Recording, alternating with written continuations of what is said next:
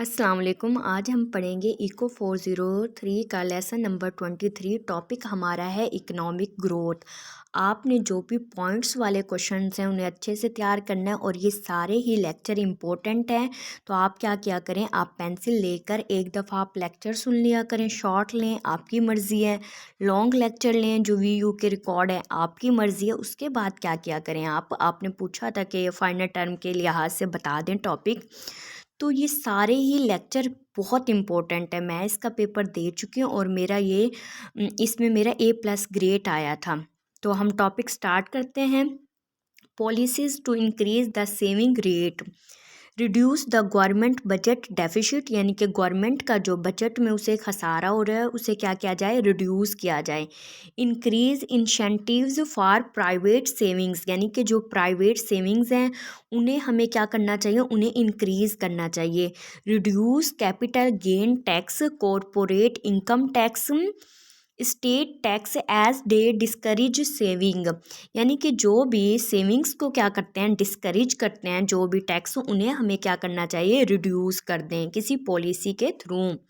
Replace feeder income tax with the consumption tax, expand tax incentives for individual retirement accounts and other retirement savings accounts. ये कुछ policies हैं, अगर हम इन्हें follow करते हैं तो हमारा क्या होगा, जो हमारा सेविंग्स रेट होंगे वो क्या होंगे, इंक्रीज होंगे। एलोकेटिंग द इकोनॉमी इन्वेस्टमेंट, अब हम जो इकोनॉमिक्स की इन्वेस्टमेंट है उसे हम कैसे एलोकेट कर सकते हैं। In the Solow model there's one type of capital, in the real world there are many types which we can divide in 3 categories, यानी कि जो सोलो मॉडल है उसमें सिर्फ एक टाइप थी, लेकिन रियल वर्ल्ड में मैनी टाइप्स हैं। यहाँ पे इन्होंने क्या किया, उसे कैटलाइज किया है। प्राइवेट कैपिटल स्टॉक होते हैं, पब्लिक इंफ्रास्ट्रक्चर है, ह्यूमन कैपिटल है। अब ये जो ह्यूमन कैपिटल है ये for short question and important and MCQs important है। The knowledge and skills that workers acquire through education, यानी कि एजुकेशन के ज़रिए जो भी स्किल्स और नॉलेज गेन करते हैं वर्कर, वो उनका क्या होता है, ह्यूमन कैपिटल होता है। 2 इसके क्या हैं, व्यू पॉइंट्स हैं। एक क्या व्यू पॉइंट्स है कि इक्वलाइज टैक्स ट्रीटमेंट, यानी कि यहाँ पे इन्होंने बताया है कि how should we allocate investment among this types, हम कैसे इन्वेस्टमेंट को क्या कर सकते हैं, एलोकेट कर सकते हैं। फर्स्ट क्या है, इक्वलाइज टैक्स ट्रीटमेंट, यानी कि हम एक इक्वल टैक्स क्या करें, सब फर्म्स पर लगा दें, of all types of capital in all industries and then let the market allocate investment to the type with the highest marginal product. हम सेम टैक्स आल फर्म्स पर क्या कर दें, लगा दें, और फिर फर्म्स की मर्जी हो कि जिस प्रोडक्ट में उनका क्या मार्जिनल प्रोडक्ट है, मतलब कि जिसमें उन्हें ज़्यादा प्रॉफिट हो रहा है, फ़ायदा नज़र आता है, वो उसकी क्या कर लें, प्रोडक्शन कर लें। सेकंड है industrial policy, government should actively encourage investment in a capital of certain types or in certain industries because they may have positive externalities that private investors don't consider। क्या करना चाहिए कि गवर्नमेंट को कुछ जो सेक्टर हैं investment के उन्हें प्रमोट करना चाहिए, जिनसे क्या हो कि मुल्क की इकनॉमी क्या हो, बेहतर हो। Possible problems with industrial policy, does the government have the ability to pick winners? Would politics rather than economics influence which industries get preferential treatment? यानी कि क्या है कि गवर्नमेंट को क्या करना चाहिए, देखना चाहिए कि कौन सी इंडस्ट्रीज़ अच्छा परफॉर्म कर रही हैं और गवर्नमेंट उनकी किस तरह हेल्प कर सकती है, ताकि मुल्क की जो इकनॉमी है उसमें क्या हो, उसमें इजाफा हो और उसमें प्रोग्रेस हो। इनकरेज टेक्नोलॉजिकल प्रोग्रेस, आप देख रहे हो कि टेक में डे पर डे क्या हो रहा है, इनोवेशन आ रही है, नई नई चीज़ें आ रही हैं।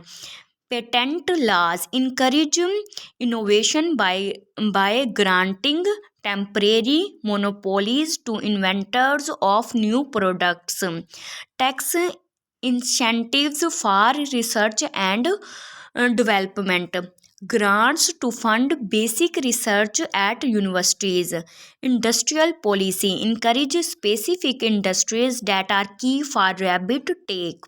क्या करना है आपने, इसमें वो बता रहे हैं कि गवर्नमेंट को ये चाहिए कि जो यूनिवर्सिटीज़ में रिसर्च हो रही हैं उन्हें आप क्या करें, उन्हें आप फंड करें, उन्हें सहूलतें प्रोवाइड करें, और जो इंडस्ट्रीज़ हैं जो टेक में अच्छा परफॉर्म कर रहे हैं आप उन्हें भी सपोर्ट करें।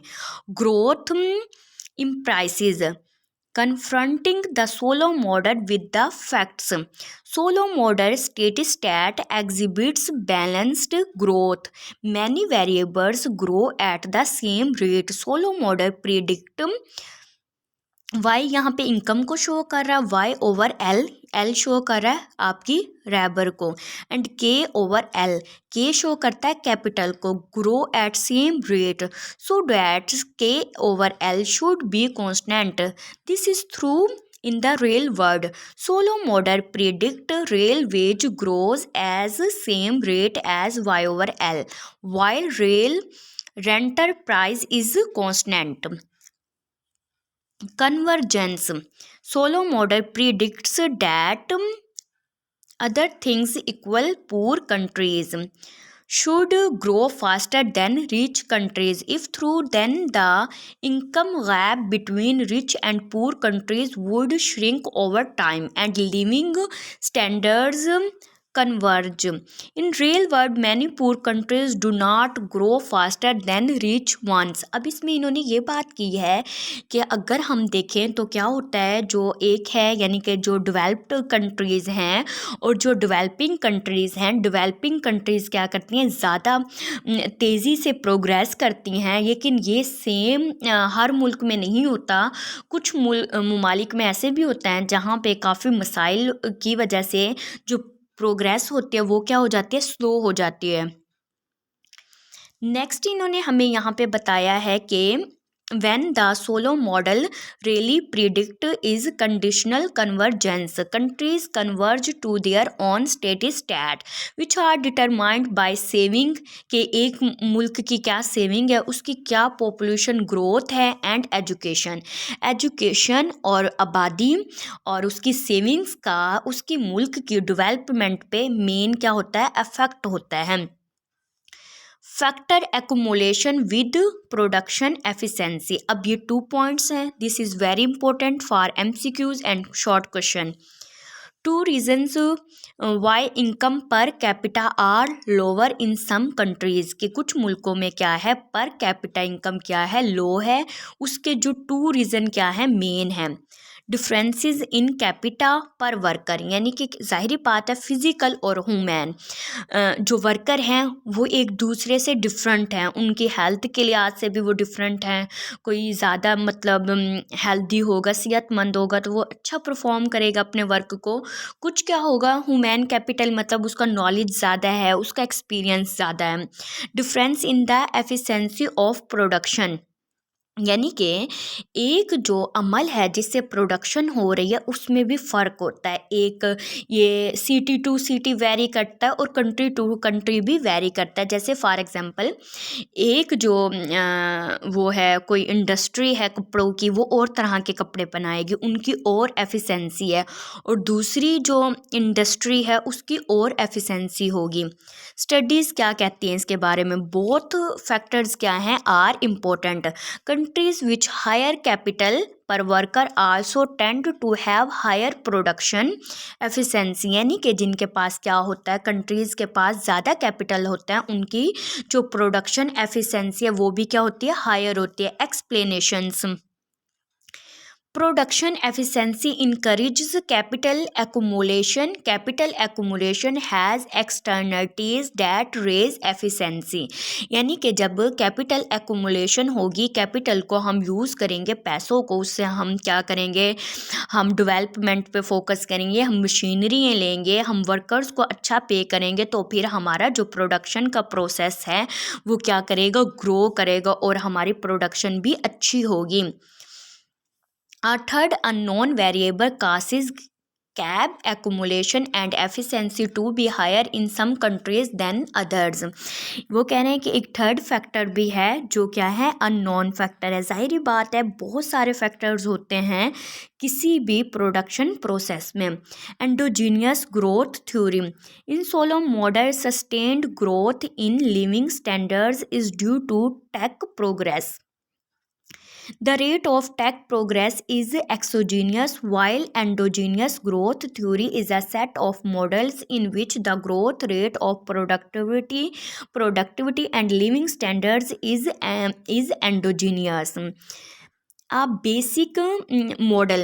The production function for endogenous growth model can be written as, यानी कि इस मॉडल को हम ऐसे लिख सकते हैं y इक्वल है a K, where a is the amount of output. a किसे शो कर रही है, अमाउंट को। आउटपुट ये होता है कि हमने किसी बिजनेस में पैसे लगाए, उससे हमें क्या आउटपुट, जो प्रॉफिट हो रहा है वो हमारी क्या होगी, output. For each unit of capital, यहाँ पे ए क्या है, एक्सोजीनियस है या फिर कॉन्स्टेंट है।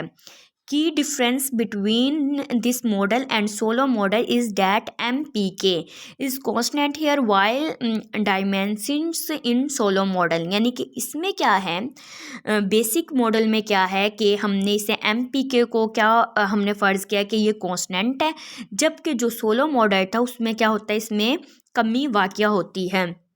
इन्वेस्टमेंट को इन्होंने SY से शो किया, डेप्रिसिएशन को K से शो किया है। यहाँ पे ये इसकी इक्वेशन है। यहाँ पे इन्होंने देखा है कि अगर ये Y इनकम को शो कर रहा है कि अगर आपके कैपिटल में क्या होती है, तब्दीली होती है, इनकम में क्या तब्दीली होती है, अगर आप कैपिटल में क्या करते हो, तब्दीली करते हो। यहाँ पे S से माइनस क्या है, ये शो कर रहा है डेप्रिसिएशन को। अब ये 2 लाइन्स मोस्ट इम्पोर्टेंट है। अगर आपका S से क्या है, ग्रेटर देन है, then income will grow forever एवर, तो इनकम क्या करेगी, आपकी ग्रो करेगी।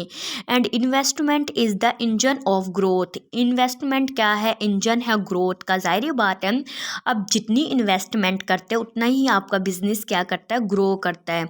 Here the permanent growth rate depends on S, in Solow model it does not. यानी कि आपकी जो परमानेंट ग्रोथ है वो डिपेंड करती है एस पे, आपकी सेविंग्स पे।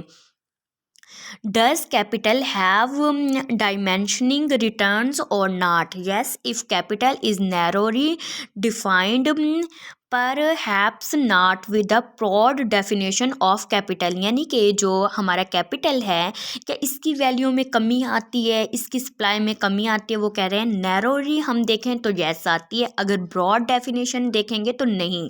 सम economists believe that knowledge exhibits increasing returns. यानी कि कुछ जो इकोनॉमिस्ट हैं उनका ये मानना है कि नॉलेज से क्या होता है, जो हमारे रिटर्न्स होते हैं किसी भी बिजनेस में, हमारे प्रॉफिट्स होते हैं वो क्या हो जाते हैं, इंक्रीज हो जाते हैं। A 2 sector model, there are 2 sectors. Manufacturing firms produce goods, यानी कि जो मैन्युफैक्चर्स फर्म्स है वो क्या करते हैं, प्रोड्यूस करते हैं गुड्स को। Research universities produce knowledge that increase labour efficiency in manufacturing. Second पे इन्होंने बताया रिसर्च को। जाहिर बात है रिसर्च की बहुत ज़्यादा आजकल डिमांड है। जितना अगर हम रिसर्च पे इन्वेस्ट करते हैं, अपने पैसे लगाते हैं, तो उससे हम अपने बिजनेस को बहुत हद तक ग्रो कर सकते हैं। U इक्वल है fraction of labour in research.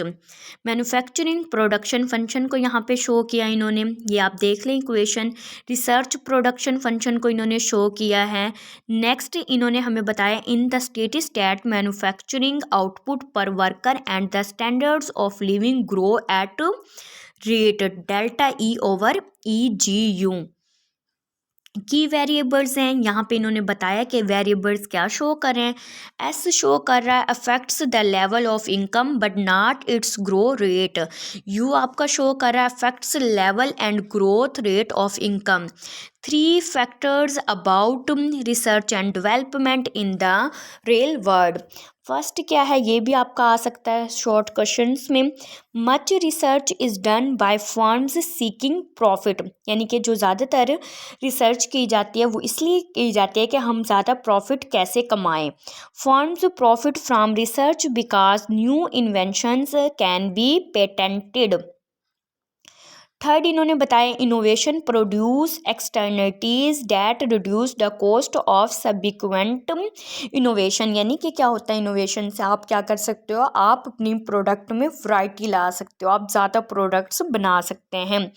Is the private sector doing enough research, क्या जो प्राइवेट सेक्टर कर रहा है वो रिसर्च डेवलपमेंट हमारे लिए इनफ है। The existence of positive externalities in the certain of knowledge suggests that the private sector is not doing enough research and development, but there is much duplication of research and development effort among competing firms.